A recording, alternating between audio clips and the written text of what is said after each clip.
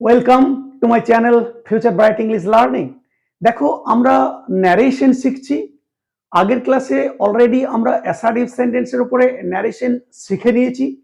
আজকেও আমরা অ্যাসার্টিভের উপরে কয়েকটা ন্যারেশন শিখব, কিন্তু তার আগে আমি তোমাদেরকে দেখাবো ন্যারেশন করতে গেলে, অর্থাৎ ডাইরেক্ট থেকে ইনডাইরেক্ট স্পিচে পরিবর্তন করতে গেলে আমাদের কিছু পরিবর্তন করতে হয়। সবসময় পরিবর্তন এগুলি কিন্তু হয়, সেইগুলি কি আগে দেখিয়ে দিই, তারপর চলো অ্যাসার্টিভ সেন্টেন্সের উপরে কয়েকটা ন্যারেশন আমরা প্র্যাকটিস করব।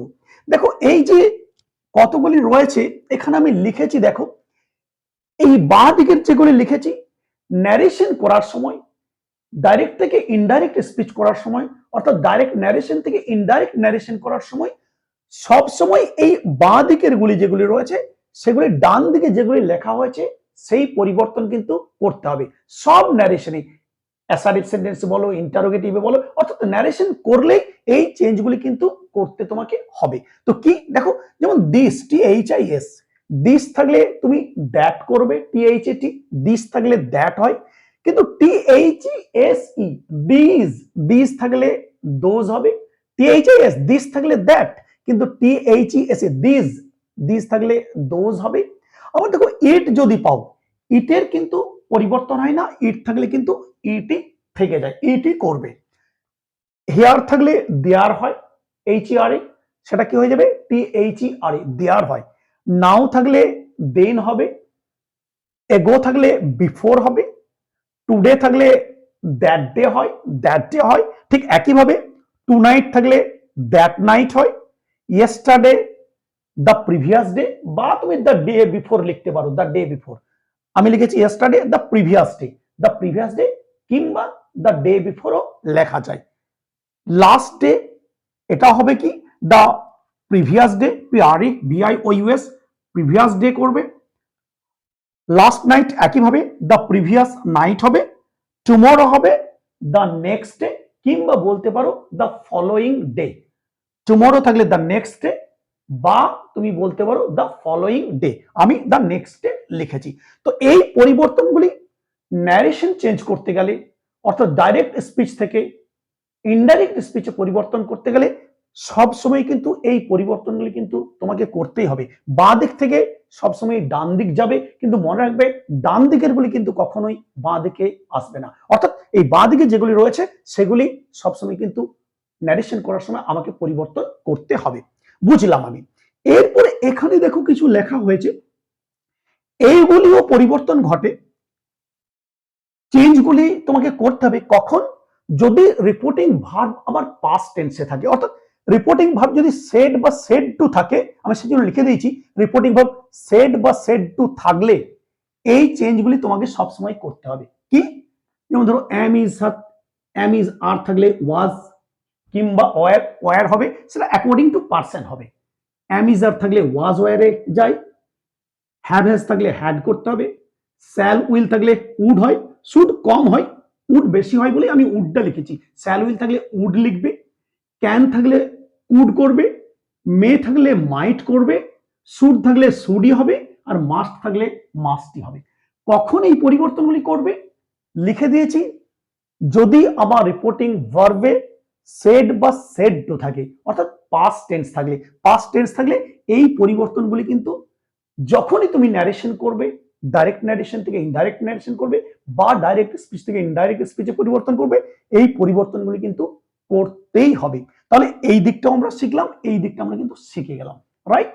চলো এবার আমি 5টা ন্যারেশন আমি এইগুলিকে বুঝিয়ে দেওয়ার জন্য এখানে লিখেছি, দেখে দাও একটু। যেমন ধরো, Amit said I am reading নাও। নিশ্চয়ই দেখতে পাচ্ছ সেড আছে, আমরা আগে অ্যাসার্টিভ সেন্টেন্সের উপরে ন্যারেশন শিখেছি। আমার রিপোর্টিং ভার্ব যদি পাস্ট টেন্স হয় আর এই দিকটা যদি প্রেজেন্ট হয়, তাহলে আমাকে পাস্ট টেন্সে কিন্তু পরিণত করতে হবে। তো চলো করি। তাহলে অমিত সেড লিখছি, অমিত সেড। নিশ্চয়ই জানো কমা কোটেশন তুলতে গেলে অ্যাসার্টিভ সেন্টেন্সে অবশ্যই দ্যাট ইউজ করতে হয়, দ্যাট।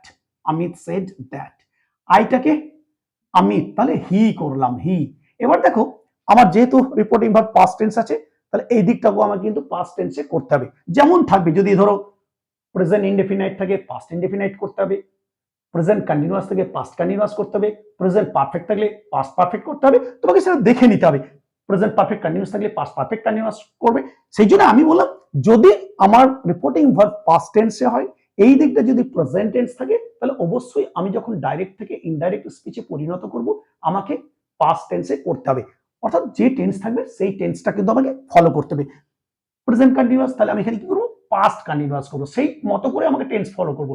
প্রেজেন্ট ইনডেফিনাইট থাকলে পাস্ট ইনডেফিনাইট বলেই দিলাম, প্রেজেন্ট কন্টিনিউয়াস থাকলে পাস্ট কন্টিনিউয়াস। তাহলে দেখো এখানে অমিত সেড, আমার রিপোর্টিং ভার্ব পাস্ট টেন্স আছে, এদিকে আমি পাস্ট টেন্স করবো দ্যাট হি। এবারে দেখো আই থাকলে অ্যাম ছিল, এবারে হি এর জন্য কি করবো আমি পাস্ট টেন্সে, হি ওয়াজ রিডিং। ওয়াজ কেন হলো না, আমার রিপোর্টিং ভার্ব পাস্ট টেন্স আছে, সেই জন্য আমি কিন্তু কি করলাম, এটাকেও পাস্ট টেন্সে করছি, হি ওয়াজ রিডিং। এবার দেখো নাও আছে, নাও, এবার বলেছি নাওটা আমার চেঞ্জ হয়, এই দেখো এখানে এসো, নাও থাকলে কি হয়, দেন হয়, তাহলে আমি এখানে কি করব, হি ওয়াজ রিডিং, নাওটা দেন হয়ে যাবে। আমি বললাম এই পরিবর্তনগুলি তোমাকে কিন্তু ন্যারেশনে অর্থাৎ ইনডাইরেক্ট স্পিচে করতে হবে। সেই জন্য Amit said that he was reading then, তাহলে আমি বুঝতে পারলাম। নাম্বার 2 এসো, Tina said to me I have read this book, I have read this book. তাহলে আমি দেখো আবার পাস্ট টেন্স আছে, আমার রিপোর্টিং ভার্ব সেড টু আছে, তাহলে এই দিকটা যদি পাস্ট টেন্স থাকে, এই দিকে আমার প্রেজেন্ট আছে, দেখো প্রেজেন্ট পারফেক্ট আছে, আই হ্যাভ রেড, তাহলে ওই দিকটা আমি কি করব, পাস্ট টেন্সে করব, পাস্ট পারফেক্টে করব। তাছাড়াও আমি জানি হ্যাভটা আমার কি হয়, এখানে হ্যাড হয়। আমি দেখো এই অ্যাম ইজ একটা আগে বলেছি ওয়াজ ওয়্যার, এখানে কিন্তু দেখো ওয়াজ ওয়্যার করেছি অ্যাকর্ডিং টু পারসন। ঠিক একই ভাবে এবার কি করব, টিনা, আমি আর টিনা লিখলাম না, সেড দুর জায়গায় কি করবে, টোল্ড। নিশ্চয়ই আগের ক্লাস মনে আছে, সেড থাকলে সেট, সেড থাকলে টোল্ড করতে হয়। তাহলে টিনা টোল্ড, এবার মি, টিনা আমাকে বললো, অবশ্যই দ্যাট দাও, দ্যাট দিলাম। এবারে আইটাকে টিনা অর্থাৎ মেয়ে, তাহলে সি করব, সি। এবার আমি দেখো অলরেডি আমি বুঝেছি যে এই হ্যাভ হ্যাজ গুলো হ্যাড হয়, কিছু যদি বুঝতে না পারো এই হ্যাভটাকে হ্যাড করে দিয়ে তুমি কমপ্লিট করে দিলেই হবে। আর তাছাড়াও অন্যভাবে যদি বুঝতে চাও, এটা প্রেজেন্ট পারফেক্ট ছিল, আমাকে যে তোমার রিপোর্টিং ভার্ব পাস্ট টেন্স আছে, সেজন্য এটাকে আমি কি করব, পাস্ট পারফেক্টে কিন্তু করব। যদি না বুঝো শুধু হ্যাভটাকে হ্যাড করে দিলে হয়ে যাবে, কারণ আমি এখানে লিখেই দিয়েছি হ্যাভেস গুলো হ্যাড হয়। তাহলে Tina told me that she, হ্যাভটাকে হ্যাড করো, হ্যাড লিখলাম, read R E A D. এবার দেখো দিস বুক আছে, দিসটা কি হবে, এখানে এসো, দিসটা এই দেখো দ্যাট হবে, তাহলে কি করবে, দ্যাট বুক, দ্যাট বুক, বুঝতে পারলে? তাহলে কি হলো, Tina told me that she had red, red কিন্তু রিড নয়, দ্যাট সি হ্যাড রেড দিসটা কি হয়ে গেল, দ্যাট বুক, কারণ আমি বলেছি এই চেঞ্জগুলো কিন্তু করতেই হবে, দিস কি হয়ে যায়, দ্যাট হয়ে যায়, সেই জন্য Tina told me that she had read that book, right. Next এসো, she said I shall read today, good, she said, তাহলে করো, সি সেড আমি করলাম, দ্যাট, দ্যাট। এবার আমার দেখো এখানে এটা ফিউচার আছে, থাকুক, আমি কি করবো, শ্যাল উইলটাকে চেঞ্জ করে দিলেই আমার কিন্তু হয়ে যাবে, যেহেতু আমার রিপোর্টিং ভার্ব পাস্ট টেন্স আছে, আমাকে এখানে শ্যাল উইলটা উড করতে হবে, তাহলে কিন্তু আমার হয়ে যাবে। তাহলে সি সেড দ্যাট, দ্যাট আইটাকে সি, তাহলে সি লেখো, দ্যাট সি। এবারে দেখো বলেছি শ্যাল উইল গুলো কি করতে বলেছি, শ্যাল উইল গুলো উড করতে বলেছি, এই দেখো, তাহলে আই শ্যাল রিড টুডে, তাহলে সি শ্যালটা কি হয়ে যাবে, উড করো, would, would, W O U L D. এবারে রিড, রিড। এবার দেখো টুডেটা কি হবে, টুডেটা আমি লিখে দিয়েছি, এই দেখো টুডেটা দ্যাট ডে, তাহলে লিখে দাও, রিড টুডেটা কি হবে, দ্যাট ডে, বুঝতে পারলে? তাহলে কি হলো দেখো, she said that, she shall উইলটাকে উড করলাম, শ্যালটাকে উড, রিড, এটা কিন্তু রিড, রেড নয়, কারণ শ্যাল উইলের পরে ভার্ব ওয়ান হয়, সি উড রিড, রিড আর ইডি, রিড দ্যাট ডে, টুডেটা আমার দ্যাট ডে হয়ে গেল, কারণ এই পরিবর্তনগুলো আমি কিন্তু করছি। নেক্সট এসো, he said I can do it, সে বলল আমি এটা করতে পারি, আবার করো দেখো, হি সেড লিখে দিলাম, হি সেড আমি আর লিখলাম না, হি সেড দ্যাট, কমা কোটেশন তোলার জন্য দ্যাট, আইটাকে হি, হি লিখে দাও। এবারে ক্যানটা কি হয়, ক্যানটা এই দেখো লেখা আছে ক্যান, ক্যান এই দেখো ক্যান থাকলে কুড হয়, তাহলে কি করব, দ্যাট হি কুড করলাম, C O U L D, do.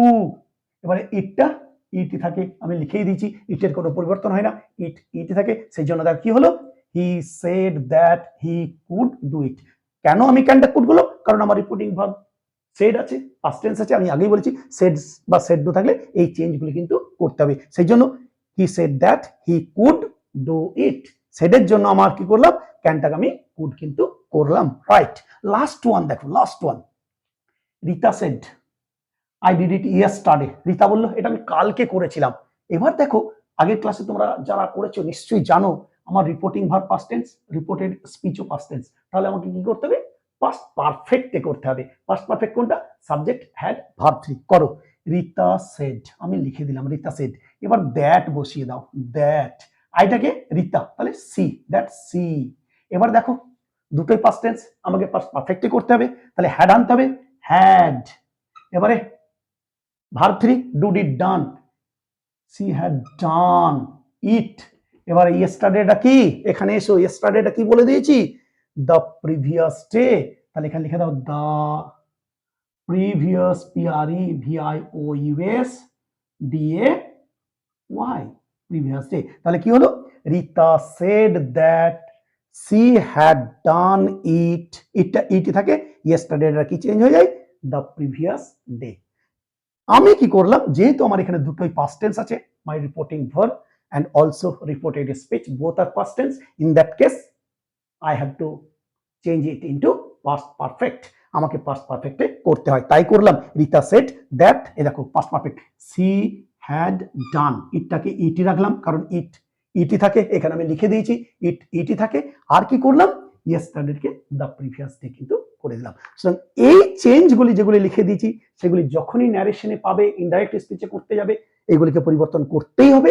আর যদি সেড বা সেড ডু থাকে তাহলে এই পরিবর্তনগুলি কিন্তু অবশ্যই করবে। এইভাবে কিন্তু খুব সহজেই আমরা কিন্তু ন্যারেশন বা ডাইরেক্ট থেকে ইনডাইরেক্ট স্পিচে পরিণত করতে পারি। তো চলো আজকে আরো খুব সুন্দর জিনিস শিখে গেলাম। এর পরের ক্লাসেও আবার একটা ছোট্ট এই অ্যাসার্টিভ সেন্টেন্সের উপরে প্র্যাকটিস ক্লাস করব, কারণ তোমরা জানো প্র্যাকটিস ছাড়া আমরা কিন্তু কোনো মতেই ভালোভাবে নিজেদেরকে পারফেক্ট করতে পারবো না। সবাই জানো যে আমরা হয়তো শিখে যাচ্ছি, কিন্তু শিখে গেলে অনেক সময় আমরা ভুলে যাই, কারণ কি, কারণ প্র্যাকটিস করা হয় না। সুতরাং প্র্যাকটিস খুব দরকার। তাছাড়া তো সবাই জানো, এটা আমরা বলে থাকি, only practice makes a man perfect. প্র্যাকটিসই আমাদেরকে একেবারে পারফেক্ট করতে পারে। তাই শিখলেও আমাদেরকে বারবার এই জিনিসগুলি প্র্যাকটিস করতে হবে, কারণ গ্রামার প্র্যাকটিস না করলে সম্পূর্ণভাবে কিন্তু মনে থাকে না। তাই চলো এই প্র্যাকটিস ক্লাসও আনা হচ্ছে এবং সেই সঙ্গে সঙ্গে আমরা শিখতে থাকছি। তো আজকে এই পর্যন্তই, আবার দেখা হবে পরের ভিডিওতে। Till then, good bye from everybody, thank you very much.